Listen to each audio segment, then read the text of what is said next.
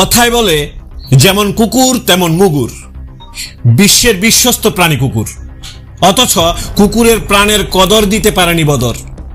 ঘটনা তেলিয়ামুড়া হদ্রাই এলাকায়, যেখানে দু হাতে পেছনের পা দুটোকে ধরে কাপড়ের মতো আছড়ে নৃশংসভাবে হত্যা করা হয়েছে একটি অবলা প্রাণীকে, যে কিনা বিশ্বাস করেছিল হত্যাকারী বদর হরি জমাতিয়াকে, কিন্তু মানুষটি যে অমানুষ সেটা জানা ছিল না কুকুরের।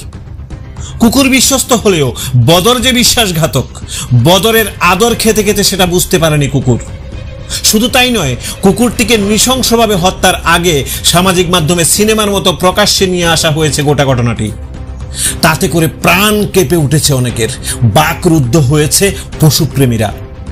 বিভিন্ন সংস্থার তরফ থেকে লিখিতভাবে অভিযোগ করা হয়েছে প্রশাসনকে, মাঠে নেমেছে প্রশাসন, তল্লাশির জন্য গোয়েন্দাগিরির মতো মাঠে নেমেছে গোটা সাপকথার পরিবার। দায়িত্ব সহকারে খুঁজে বের করেছে সামাজিক মাধ্যমে ক্যামেরাবন্দি করা অ্যাকাউন্ট হোল্ডারকে, চাপ সৃষ্টি করে খুঁজে বের করা হয়েছে হত্যাকারী বদরকেও। বার্তালাপে নৃশংস হত্যার স্বীকারোক্তি দিয়েছে বদর। তৎক্ষণাৎ যোগাযোগ করা হয়েছে আগরতলা পশ্চিম থানার পুলিশ আধিকারিকের সাথে। পরক্ষণেই যোগাযোগ করা হয় তেলিয়ামুড়া পুলিশ আধিকারিক রাজীব দেবনাথের সাথে। বদরকে পুলিশের জালে আনার জন্য শুরু হয়েছে চিরুনি তল্লাশি। খুঁজে পাওয়া গেছে হত্যাকারী বদর হরি জমাতিয়াকে। সাপকথার পক্ষ থেকে কথা বলা হয়েছে হত্যাকারী বদরের সাথে। প্রশাসনের নিকট আত্মসমর্পণের জন্য বিভিন্নভাবে বোঝানো হয়েছে বদরকে। বদরের সাথে বার্তালাপ তুলে ধরা হয়েছে সাপকথার পর্দায়। কুকুরটা নাকি পাগল ছিল, কামড়েছিল এলাকার পশু পাখি সহ বহু লোককে, অথচ হত্যার আগে হাসপাতালে এই কুকুরের বিরুদ্ধে কোনো অভিযোগ পাওয়া যায়নি বলে শোনা যায়। তাছাড়া কুকুরটা যে পাগল সে বিষয়ে কোনো প্রকার লিখিত অভিযোগ করা হয়নি প্রশাসনকে। শেষমেশ কোনো উপায়ান্তর না দেখে এলাকাবাসীর প্ররোচনায় নাকি বদর এরূপ জঘন্যতম কাজ করেছিল বলে জানায় পরিচয় দেওয়া বদরের ভাই। অথচ পাগল হলেও শান্তভাবে বদরের কোলে ঘুমিয়ে থাকা কুকুরকে কোনো প্রকার আক্রমণাত্মক ভঙ্গিমায় দেখা যায়নি তখন।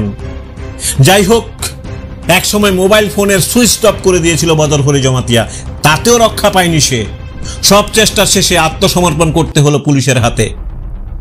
একদিকে হত্যাকারী বদরের সাথে যোগাযোগ, অন্যদিকে পুলিশ আধিকারিক রাজীব দেবনাথের সাথে যোগাযোগ রেখে অবশেষে সফলতা এসেছে সাপকথার পরিবারের হাতে। যেই সহযোগিতার কথা ক্যামেরার সামনে বলতে দ্বিধাবোধ করেননি তেলিয়ামুড়া থানার দায়িত্বপ্রাপ্ত পুলিশ আধিকারিক রাজীব বাবু। তবে প্রসঙ্গক্রমে এটা উল্লেখ্য, কেউ কেউ বলছে কুকুরকে হত্যা করেছে বদর, মানুষকে তো নয়। কৃতকর্মের জন্য নাকি মাফ চেয়েছে বদর। তাহলে আমাদের সমাজে বিনা বেতনধারী পাহারায়রত বিশ্বস্ত কুকুরের প্রাণের মূল্য কতটুকু, আর বদরের এই জঘন্যতম কৃতকর্মের জন্য প্রশাসন কি ভূমিকা নেবে, এখন সেটাই দেখার।